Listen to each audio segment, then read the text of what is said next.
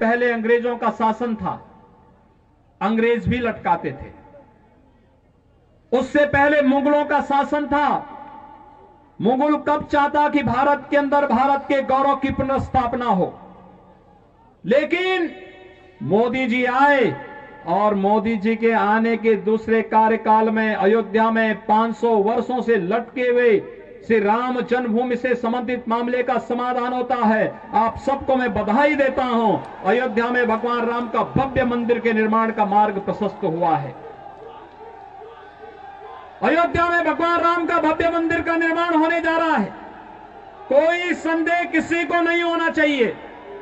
जरा याद करिए, अगर मोदी जी केंद्र में नहीं होते, उत्तर प्रदेश में मोदी जी के आह्वान पर भारतीय जनता पार्टी की सरकार नहीं बनती, तो ये जो धमकी देते थे कि 370 समाप्त करोगे, खून की नदियां बहेंगी, हम कहते थे यार कुछ नहीं होने वाला। ये लोग कहते थे राम मंदिर के मुद्दे पर अगर फैसला हुआ खून की नदियां बहेंगी। मैं कहता था देखो भाई, कुछ एक मच्छर भी नहीं मरने वाला है, कुछ नहीं होगा। न्यायालय मेरिट के आधार पर फैसला करे, फैसले को लागू हम करेंगे। और किसी के माई के लाल पे हिम्मत है उत्तर प्रदेश में उपद्रव करके दिखा दे।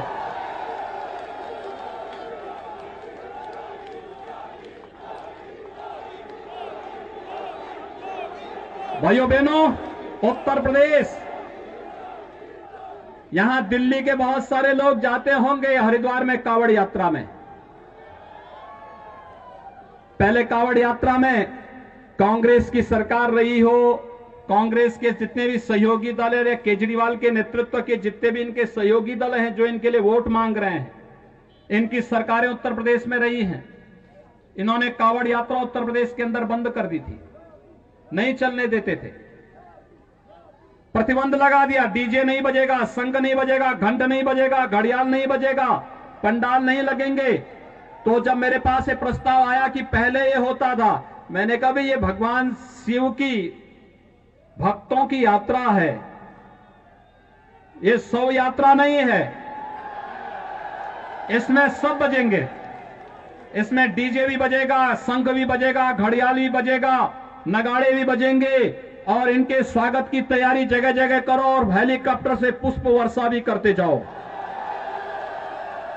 कोई प्रतिबंध नहीं। लोगों ने कहा कि इतनी बड़ी संख्या में श्रद्धालु आएंगे, दिल्ली से, राजस्थान से, पंजाब से, हरियाणा से, उत्तराखंड से, उत्तर प्रदेश से, अन्य राज्यों से आएंगे, कौन सुरक्षा देगा? अरे हमने कहा ये हमारी जिम्मेदारी है सुरक्षा देना। लोगों ने कहा कि लोग हमला करेंगे, तो हमने एक बात कही, भाइयों बहनों, मैंने बात साफ कही।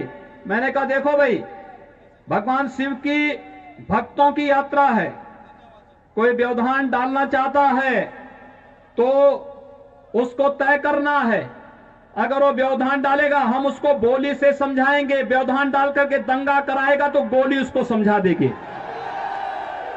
और भाइयों बहनों, 4 करोड़ से अधिक श्रद्धालु आते हैं, कहीं भी कोई बाल बांका नहीं होता, बहुत शांतिपूर्ण ढंग से भजन गाते हुए लोग जाते हैं, शिवालयों में जलाभिषेक करते हैं, भारत की आस्था के प्रति अपनी श्रद्धा व्यक्त करते हुए एक भारत श्रेष्ठ भारत के निर्माण के लिए अपने आप को संकल्पित करते हैं। यही तो भारत के अंदर कांवड़ यात्रा का महत्व है। ये लोग कहते थे राम मंदिर के मुद्दे पर अगर फैसला हुआ खून की नदियां बहेंगी। मैं कहता था देखो भाई, कुछ एक मच्छर भी नहीं मरने वाला है, कुछ नहीं होगा।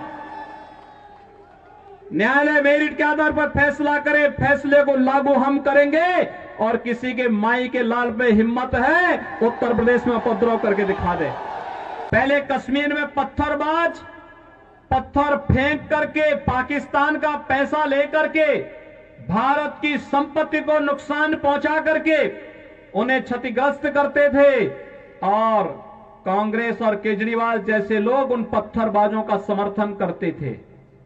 लेकिन धारा 370 समाप्त हुई, पत्थरबाज हुए गायब, और पाकिस्तान परस्त आतंकवादी जो पहले भारत के अंदर आकर के जगह जगह विस्फोट करते थे, उन सबको यमलोकपुरी की यात्रा पर भेजना शुरू कर दिया हमारे सुरक्षा बलों के जवानों ने। उनके लिए कहा गया कि भाई भारत की धरती तुम्हारे लिए नहीं है, तुम्हारे लिए तो अब बोली नहीं, हमारे सुरक्षा बलों के जवानों की गोली है और ये गोली खाओ, अपनी यात्रा पर जाओ। कांग्रेस और केजरीवाल इन उपद्रवियों को क्या खिलाते थे? बिरयानी। और हम क्या खिला रहे हैं? गोली। भाइयों बहनों, यही अंतर है। भारत माता के प्रति अगर इनके मन में सम्मान होता, आतंकवादियों के सामने, नक्सलवादियों के सामने घुटने नहीं टेकते, पाकिस्तान का खौफ खड़ा नहीं करते। याद करिए, मुंबई पे आतंकी विस्फोट, आतंकी हमला हुआ था और तब कांग्रेस नेतृत्व की सरकार थी और तब केजरीवाल भी कोई एक एनजीओ चला करके यहां पर जनता को बेवकूफ बनाने का कार्य तब भी करता था।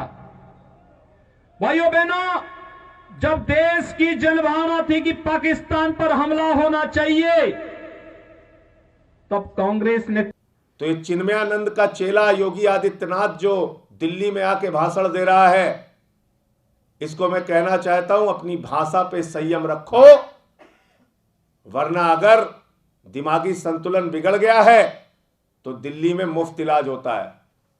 मनोचिकित्सक के पास जाओ, फ्री में तुम्हारा इलाज करवा देंगे। अनाप शनाप बातें करना बंद करो। यहां पर आए हो तो बताओ 200 यूनिट बिजली का दाम कितना है उत्तर प्रदेश में? कितना दाम है उत्तर प्रदेश के अंदर? 7 रुपए यूनिट बिजली का दाम है, यहां जीरो है 200 यूनिट तक। यहां आए हो तो बताओ, उत्तर प्रदेश में नमक रोटी देते हो मिड डे मील में बच्चों को खाने के लिए, और यहां स्कूलों के अंदर एयर कंडीशन कमरे बच्चों की पढ़ाई के लिए बने हैं। जाके यहां मिड डे मील की व्यवस्था देखो। यहां आए हो तो बताओ, दिमागी बुखार से हजारों बच्चों की मौत हो गई उत्तर प्रदेश में, और दिल्ली के अंदर डेंगू की बीमारी से लड़ने के लिए पूरी दिल्ली को हमने खड़ा किया, एक साथ लेकर आए हम, और एक भी मौत डेंगू से नहीं हुई दिल्ली में। अगर आए हो योगी जी तो काम पे चर्चा करो और बताओ, उत्तर प्रदेश के अंदर 10 साल, 6 साल, 8 साल की बच्चियों के साथ बलात्कार हो रहा है, और तुम चिन्मयानंद के चेले बन के उस बलात्कारी के समर्थन में खड़े हो और यहां आके ज्ञान दे रहे हो। केजरीवाल को खांसी आती है, दम घुटता है, वो इलाज कराने चला जाता है,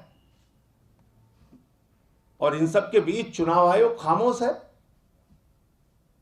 चुनाव आयोग इन घटनाओं का संज्ञान नहीं ले रहा है। आज एक बयान सुबह सुबह आता है रविशंकर प्रसाद जी का, हम बातचीत से शाहीन बाग का मसला हल करना चाहते हैं। हमने भी उसका स्वागत किया। शाम हो गई, कहीं कुछ पता नहीं। इसका मतलब मुंह जबानी जमा खर्च, इसका मतलब सिर्फ बयानबाजी। अरे केंद्र की एक सरकार बैठी हुई है। मैं आदरणीय रविशंकर प्रसाद जी से पूछना चाहता हूं कि क्या आपने कोई अपनी ओर से पहल कर दी, बाद में आपको रोका गया क्या? किसने रोका? किसने आपको मना किया बातचीत करने से? उस व्यक्ति के नाम का खुलासा कीजिए, वरना तो मुझे तो मालूम है उस व्यक्ति का नाम है अमित शाह, जो दिल्ली में बवाल कराना चाहता है, जो दिल्ली में माहौल बिगाड़ना चाहता है, जो दिल्ली में हिंसा फैलाना चाहता है, जो दिल्ली का चुनाव टालना चाहता है। और इसलिए अगर चुनाव आयोग ने इन घटनाओं से सख्ती से निपटने का प्रयास नहीं किया तो आने वाले दिनों में दिल्ली के अंदर बड़ी अनहोनी घटनाओं की तैयारी, अराजक घटनाओं की तैयारी हो रही है। दूसरी ओर आज बहुत सारे आंदोलन मुंबई में चल रहे थे, उन्होंने अपना आंदोलन वापस लिया। मैं समझता हूं कि इस समय धैर्य और समझदारी आंदोलन चलाने वाले लोगों को यह दिखानी चाहिए कि कोई ऐसा बवाल, कोई ऐसी हिंसा फैलाकर राजनीतिक लाभ लेने का भारतीय जनता पार्टी का मंसूबा सफल न होने पाए। इसलिए आप लोग स्वयं से अपने आंदोलन के बारे में पुनर्विचार भी कीजिए। बस मुझे इतनी बात कहनी थी।